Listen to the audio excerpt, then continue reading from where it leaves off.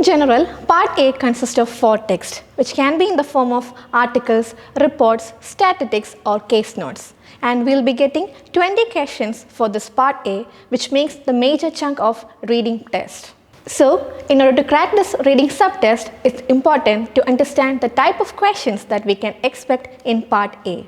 So, in general, we can expect 5 types of questions in Part A. So, the type 1 is matching type of questions. So, in this type of questions, we need to match the context from the question with context in the text. So, the second type is gap filling.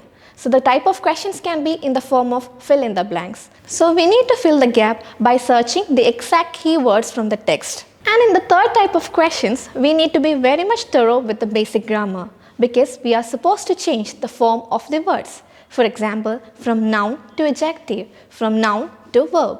And the fourth type of questions that we can expect in this context is related to statistics. Here, we need to deal with questions related to percentage, the dosage of medications, etc. And the last type of questions that we can expect in Part A can be a little bit tricky one.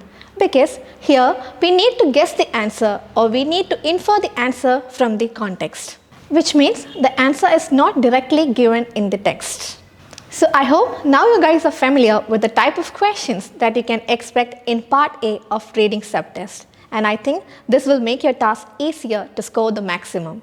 So that's all for today. Signing off, Aishwarya from Tiju's Academy.